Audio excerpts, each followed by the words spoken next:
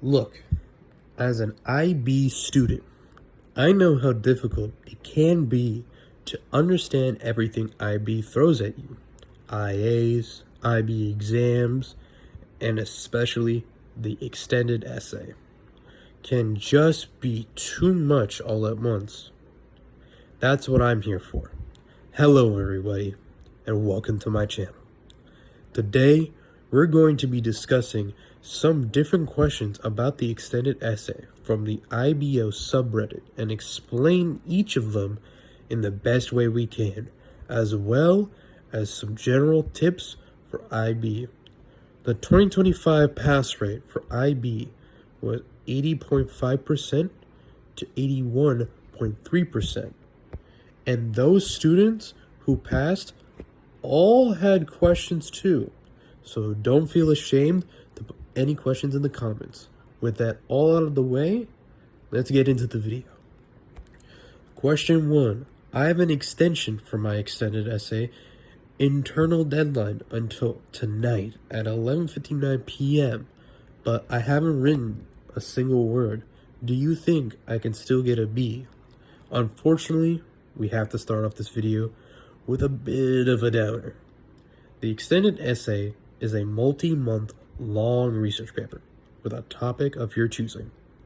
The only stipulation is that the topics have to be under one of these 7 categories. 1. Studies in language and literature. 2. Language acquisition, including classical languages. 3. Individuals and societies. 4. The sciences. 5. Mathematics. 6. The arts. 7. And interdisciplinary essays. For this essay, specifically, you are assigned a teacher as your personal advisor and are required to do multiple check-ins with said advisor on the progress of your extended essay. You must create a research question for the EE, as well as use different websites such as JSTOR for your evidence, which must be cited in a specific particular format. For the sciences, APA format is required, and for humanities, it's MLA. You will start this essay in your junior year and finish it off in your senior year. And with all of this in mind, if you hadn't read or written anything for your EE at all, there's almost not a single way you could pass the EE if you haven't started anything or read or research beforehand. So you should schedule regularly every other week meetings with your advisor, specifically about your progress, and dedicate at least about 1 to 2 hours a week to the EE to ensure a more regular process. The second question is, I spent 3 months writing my extended essay all by myself, and when the school put it on Turnitin, it came back at a very high AI percentage. I was shocked and I couldn't believe it, but when my supervisor read it, he said it's completely human, and he couldn't believe it when I told him that it was AI detected. My supervisor then talked to the school, and they said that the IB doesn't check for AI, and if the supervisor believes that my work is human, that I have nothing to worry about.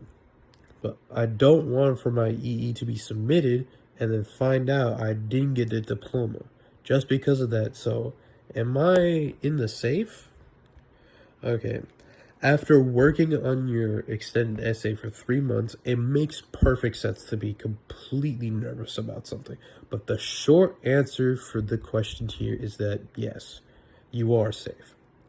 AI detection scores aren't a smoking gun for any academic dishonesty, because according to IB, rather, your supervisor is more responsible for confirming the legitimacy of your work. And according to IB, you have already overcome the biggest obstacle because your supervisor actually endorsed you and verified that this particular writing style, your particular writing style, reflects your voice, and defended your work, your EE, to the administration for school.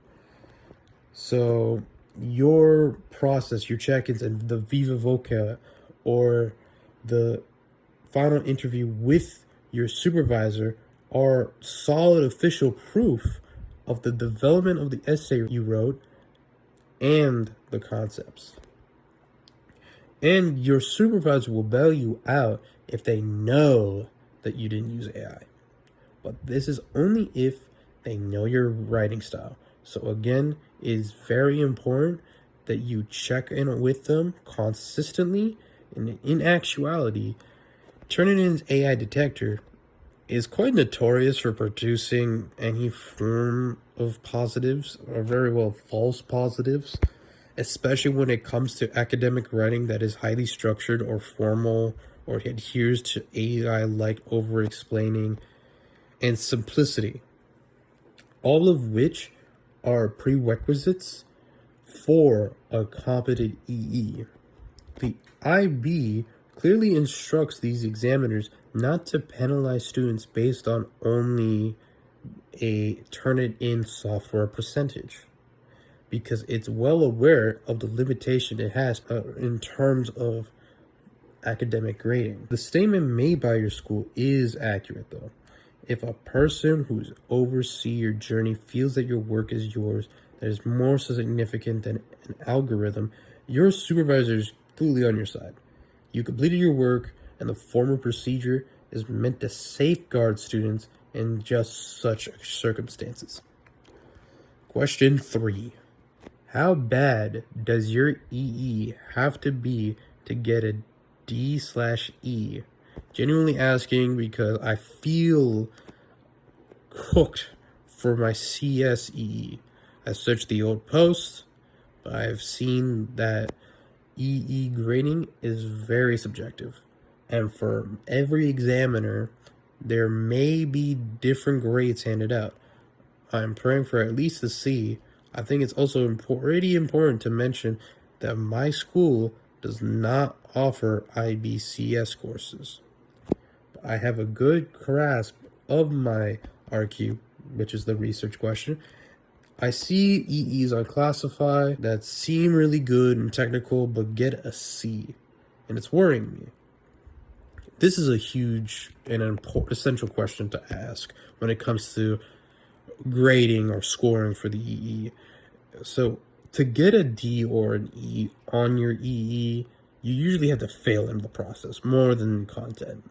Well, CS EEs on Classify often look technical and intimidatingly so. The IB mark schemes prioritize academic structure and rigor over pure coding complexity. To get a C, you typically need about 14 to 20 points out of 34. To fail into a D, 7 to 13 points, or an E, which is a 0 to 6 points range, an essay usually has to be fundamentally broken in its logic or formatting. And as an aside, to get an A would be between 27 to 34 points, and a B would be at 21 to 26 points. To get an E on the extended essay, you would literally have to either not do anything or do your EE in AI and get caught. If you're quite on top with your EE, you don't really have to worry about getting a grade of an E. Getting a D is a result of your EE being more descriptive than analytical. The EE isn't this standard essay. You're expected to actually have some personal tie to it and have to work on it and pretty much do really extensive research on your topic and into this essay. Surface level explanations for these topics is quite literally not enough. You're really expected to have multiple sources explaining your topic and to have a true understanding of it. Viewing this as a normal essay you do for your class will result in you actually getting a D. So don't worry too much on being perfect either. You always should strive to get a very good grade, like an A for this essay.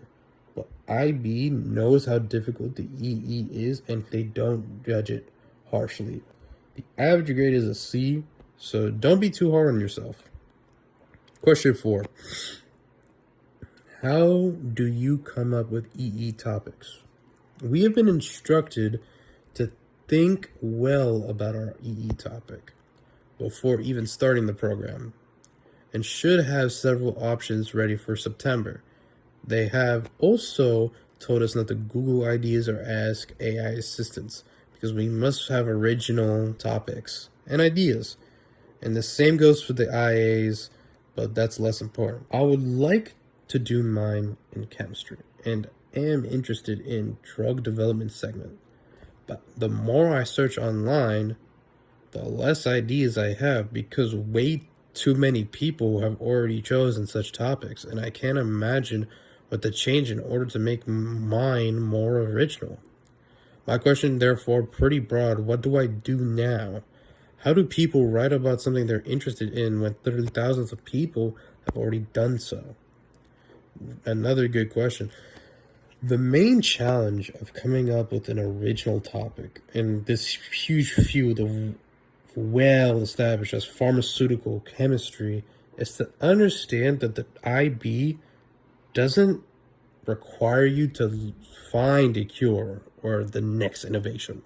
Rather, it requires you to demonstrate a personal, controlled investigation because you are viewing completed advanced research and contrasting it with where you started.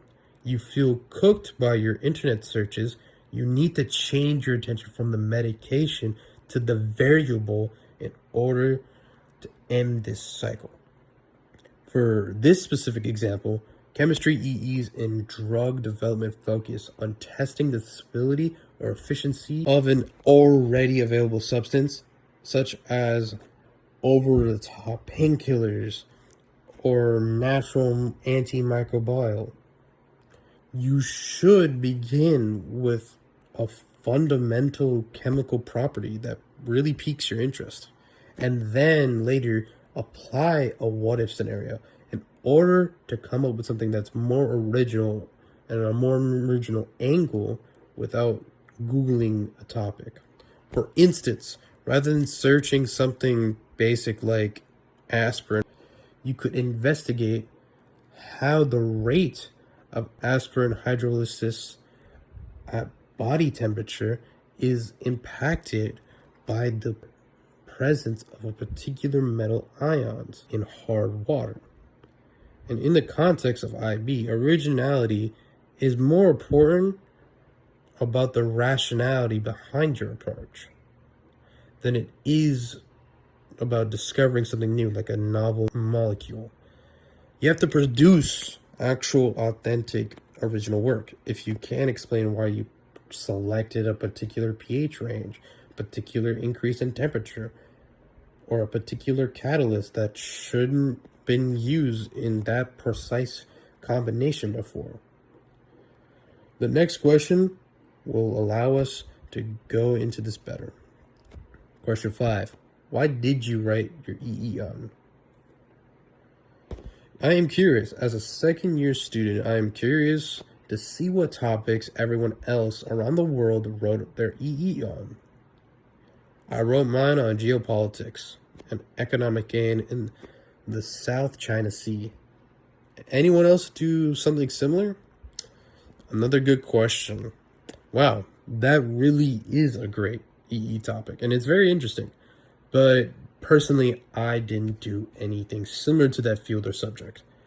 I wrote mines on Edgar Allan Poe, and specifically in what ways does Edgar Allan Poe utilize repetitive and gothic imagery in his poetry to portray different themes like either madness or despair or isolation. And I wrote specifically on different poems that he created to further build upon and answer my research question. I specifically used 4 different poems that he made: The Bells, Annabelle Lee, The Raven, and Ulam. Overall, for me, it was a good experience since I had a lot of fun researching my different topics and for myself, and really developed a research paper in the process on a specific topic like this that I personally picked and enjoyed with. So I didn't go for this similar topic, but I would say that I've seen people do similar EEs though. Well, I hope I answered all of the questions and helped ease your mind a bit about the EE and mainly the IB grading rubric. There will be a link to the IBO website in the description of this video to help you figure out what you want your topic to be and if it is appropriate to be your personal EE. And if you have any comments, questions, concerns about the EE or IB in general, please put them in the comments below. And I'll see if I can answer them to the best of my ability. I'll see you guys later. And please pass your EEs.